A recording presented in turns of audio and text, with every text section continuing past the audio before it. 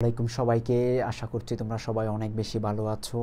নতুন আরেকটি ক্লাসে তোমাদের সবাইকে সাদর সম্ভাষণ জানাই। আজকে আমরা যশোর বোর্ড 2022 সালের 7 এবং 8 দুটো কোয়েশ্চেন সলভ করব। তোমরা দেখতে পাচ্ছ চিত্রটা ভয় পেও না, আমি বড় করে দিব যাতে তোমাদের জন্য সহজ হয়। আমরা 7 নম্বর কোয়েশ্চেনটা একটু দেখি। প্রথমে দেখব মনব সোনি বাজার কাকে বলে। আমরা জানি হচ্ছে যেই বাজারে, এখানে মনো মানে একজন, সোনি মানে হচ্ছে ক্রেতা, যে বাজারে একজন মাত্র ক্রেতা থাকে তাকে বলা হচ্ছে মনব সোনি বাজার। তাহলে যে বাজারে কয়জন ক্রেতা? একজন ক্রেতা। তাহলে যে বাজারে একজন ক্রেতা থাকে তাকে বলা হচ্ছে মনব সোনি বাজার। পূর্ণ প্রতিযোগিতামূলক বাজারে কেন প্রান্তিক আয় ও গড় আয় দামের সমান হয়? আমরা জানি পূর্ণ প্রতিযোগিতামূলক বাজারে দাম সবসময় স্থির থাকে, আর দাম সবসময় স্থির থাকে বলে মোট আয় স্থির হারে বৃদ্ধি পায়। অন্যদিকে গড় আয় এবং প্রান্তিক আয় উভয় কি থাকে? সমান থাকে।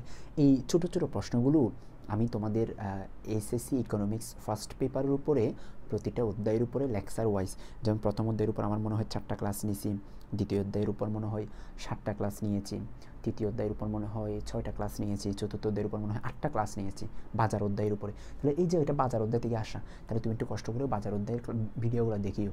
ওগুলো দেখলে কি হবে জানো? একটা পরিষ্কার তুমি ধারণা পাবা যে প্রশ্নটি এভাবে না এভাবে উত্তর দিতে হয়, এই প্রশ্নটি এভাবে না এভাবে উত্তর দেওয়া যায়। মানে কত কিছু যে তোমার মাথার মধ্যে আসবে, কারণ এখানে আমি এমন এমন বিষয় ব্যাখ্যা করেছি যেগুলো তোমার কাছে একেবারে খুবই সহজবোধ্য হবে, খুবই প্রাসঙ্গিক মনে হবে। সো ওই ক্লাসগুলো মিস করো না, ওগুলো একটু দেখে আসিও। ওগুলো দেখলেই পুরো বিষয়গুলো তোমাদের একেবারে সহজ হবে আর কনসেপ্টগুলো খুবই ক্লিয়ার হবে। আশা করছি ইনশাআল্লাহ তোমরা পারবা, তোমাদের পক্ষে সম্ভব। চলো এরপরে দেখি, উদ্দীপকের আলোকে প্রতিষ্ঠানের মুনাফার পরিমাণ নির্ণয় করো। আমরা একটু আগে যে প্রশ্নটা দেখছি সেখানে মুনাফার পরিমাণটা নির্ণয় করতে বলেছে। আচ্ছা, পরের প্রশ্ন, উদ্দীপকের চিত্রে এসি রেখা যদি জি বিন্দু স্পর্শ করে তাহলে মুনাফার পরিমাণটা ব্যাখ্যা করতে বলছে। তাহলে জি বিন্দু, চলো আমরা এখন একটু দেখে আসো। এই যে দেখছো এখন কত বড় করে দিব তোমাদের জন্য। এখন পারবা কিনা বলো? নিয়ে আসছে এদিকে, দেখো এখন তো পারবা সবাই। চলো এখন এই অবস্থায় বলছে প্রথমে ঘ নাম্বার প্রশ্ন বলছে মুনাফার পরিমাণটা নির্ণয় করতে। তাহলে আমি একটু শর্টকাটে করতে পারবো, কারণ এগুলো যেহেতু অনেকবার এর আগে করছি, তাহলে আমার কাজটা একটু আমি শর্টকাটে করবো। ঠিক আছে, তোমরা ভয় পেও না। আসো, প্রথমে আমরা বের করবো হচ্ছে মোট আয়।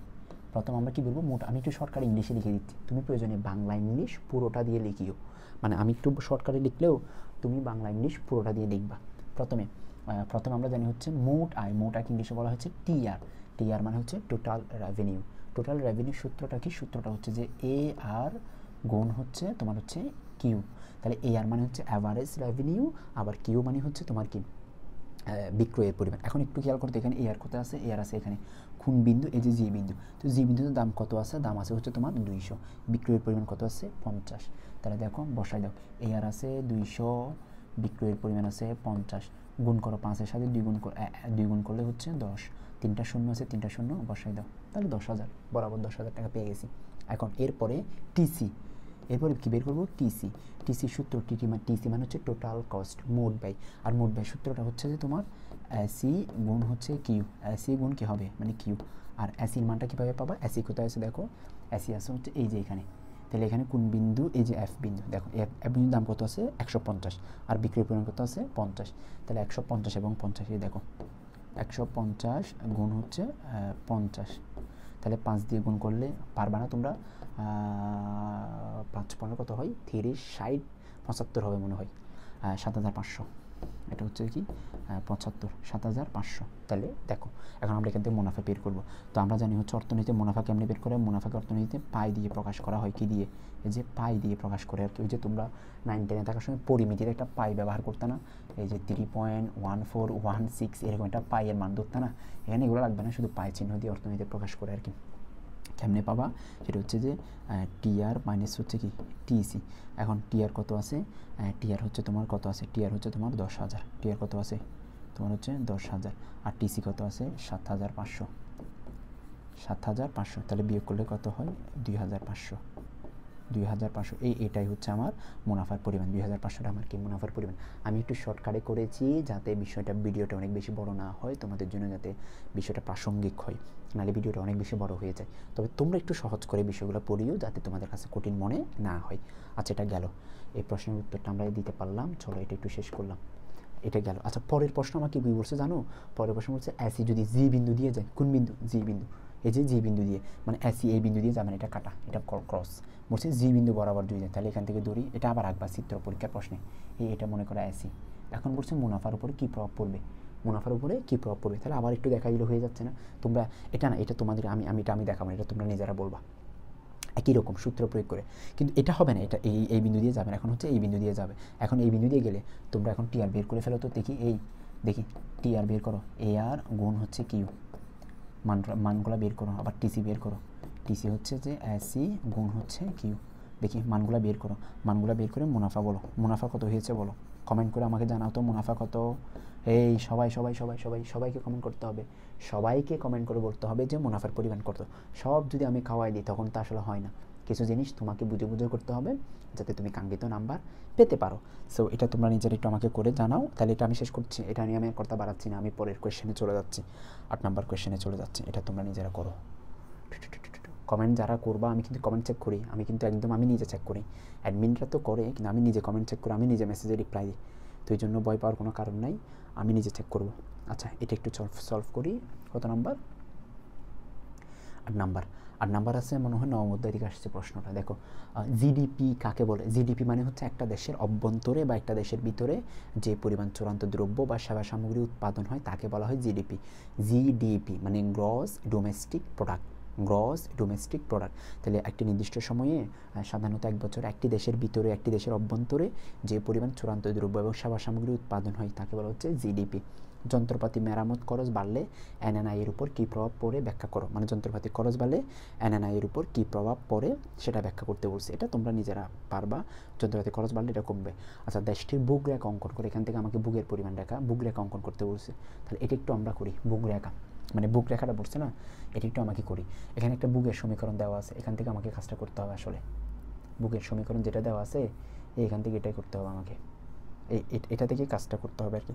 তাহলে দেখো প্রথমে এখানে গ নাম্বার প্রশ্নে তুমি যেটা করবা, গ নাম্বার প্রশ্নে তুমি যেটা করবা সেটা হচ্ছে যে বুক রেখা বলছে, তবে বুক কাকে বলে সেটা ডেফিনেশন দিবা, মানে বুক কাকে বলে ডেফিনেশনটা দিবা, এটা হচ্ছে প্রথম কাজ। 2 নাম্বার কাজ দড়ি, দড়ি মানে হচ্ছে এই যে, না দড়ি না, আগে দেওয়া আছে বলতে হবে, এই যে দেওয়া আছে, দেওয়া আছে, তো দেওয়া কি আছে একটু দেখো, দেওয়া আছে হচ্ছে তোমার সি সমান 100 প্লাস 0.5 ওয়াই, 100 প্লাস 0. কি আছে 5 ওয়াই।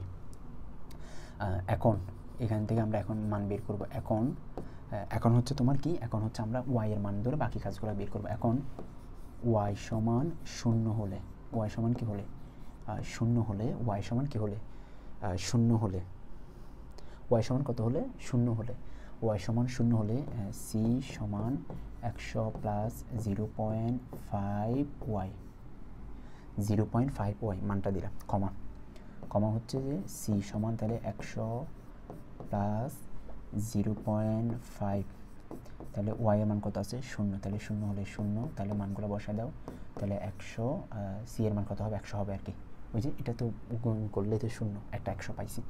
আবার ওয়াই এর মান ধরি আমরা 100 হলে, এগুলো তোমরা একটু ডট ডট দিয়ে একই না মান, তো আমি এগুলো আর যাচ্ছি না, আমি বরাবর মানটা লিখে ফেলি, 0.5 গুণ হচ্ছে 100, তখন হচ্ছে কত 150 হবে 150।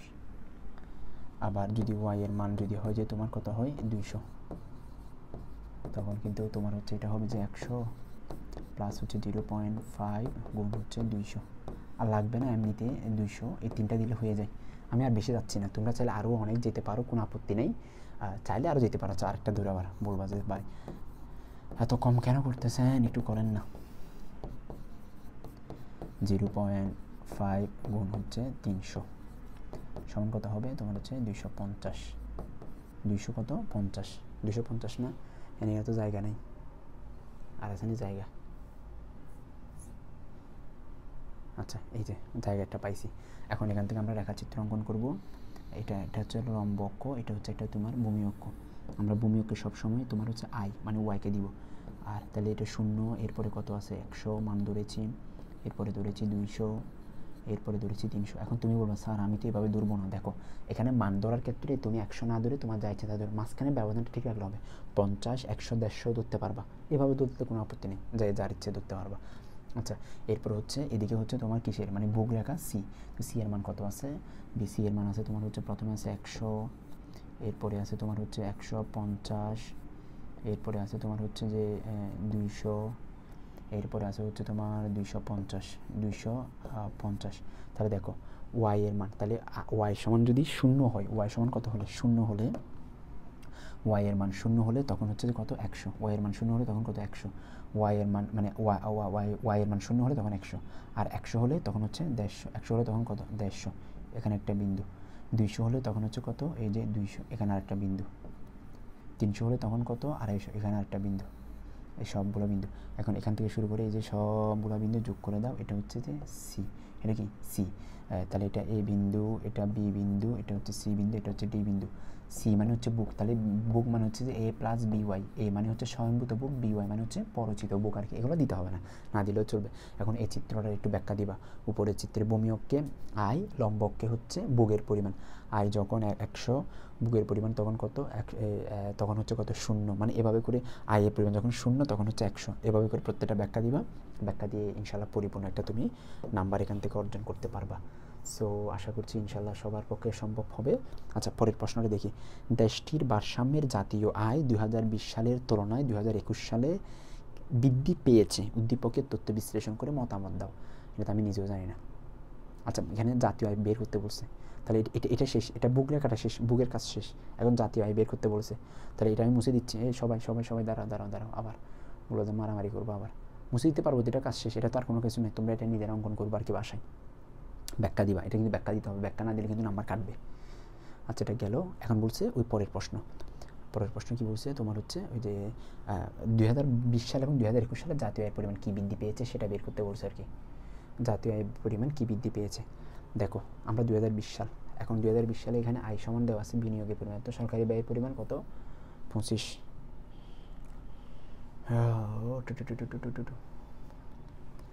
আচ্ছা এটা যদি এভাবে করি, না নিচে আনতে হবে, মানে এখানে মান নাই তো, জায়গা নাই তো, ওই জন্য। আচ্ছা এখানে করে ফেলি এমনিতে, বাদ দাও, আর বড় ছোটো না করি।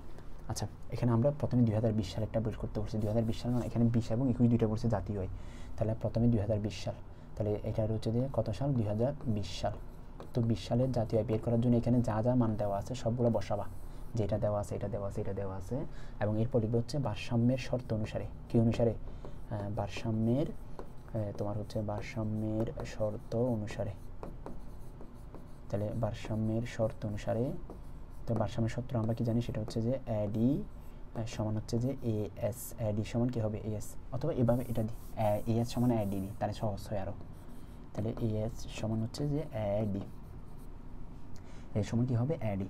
এখন এএস তো আমরা জানি হচ্ছে যে ওয়াই, আর অ্যাডির মান কী আছে তোমার হচ্ছে যে সি প্লাস আই প্লাস জি, এখন মানগুলো বসায় দাও তো, ওয়াই তো ওয়াই, সি এর মান আছে কত 100 প্লাস 0.5 ওয়াই, তারপর হচ্ছে আই এর মান আছে কত 50, আই এর মান আছে 50, জি এর মান আছে হচ্ছে 25, দেখো তো ঠাস করে ফেলবো আমরা, ওয়াই মাইনাস হচ্ছে 0.5 ওয়াই, ওই পাশ থেকে নিয়ে আসো, সবগুলো যোগ করে দাও 175, তাহলে এখান থেকে ওয়াই করলে 0.5 মানে বিয়োগ করলে আর কি 0.5 ওয়াই, এটা বুঝছো, আবার পরে বাজি মারামারি করবে আমার সাথে।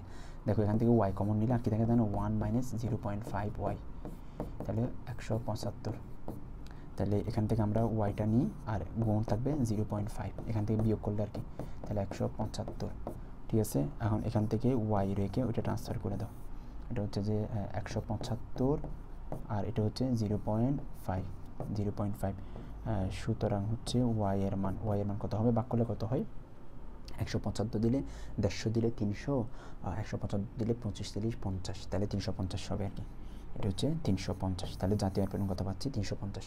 এখন পরের প্রশ্ন বলছে 2021 সালে সরকারি ব্যয় বৃদ্ধি পেয়ে কত হলে 50 হলে, সরকারি ব্যয় বৃদ্ধি পেয়ে 50 হলে, তাহলে আবার এটা করতে হবে, তাহলে এটা কত সাল 71 সাল, এটা হচ্ছে 2021 সাল, তো আবার একই রকম এএস সমান হচ্ছে যে তোমার হচ্ছে যে এডি, তাহলে এএস সমান হচ্ছে যে ওয়াই, এডি সমান হচ্ছে সি প্লাস আই প্লাস জি, আবার ওয়াই সমান হচ্ছে যে ওয়াই, এখানে সি এর মান দেওয়া আছে কত 100 প্লাস 0.5 ওয়াই। আচ্ছা তোমরা আবার আমাকে গালি দিও না যে স্যার আপনি এগুলো ব্যাখ্যা করতেছেন না কেন, এগুলো তো সব দেওয়া আছে মান, তো আমি শুধু মানগুলো দিয়েই তো কাজগুলো করব, ওই জন্য ব্যাখ্যা করছি না আর কি। আর এত ব্যাখ্যা করলে তোমার নিজেরও বিরক্ত আসবে, বুঝো নাই? এত ব্যাখ্যা করলে তোমার নিজেরও বিরক্ত আসবে, তুমি বিরক্ত হয়ে যাবো, বলো যে এত ব্যাখ্যা কিসের, এত ব্যাখ্যা কিসের।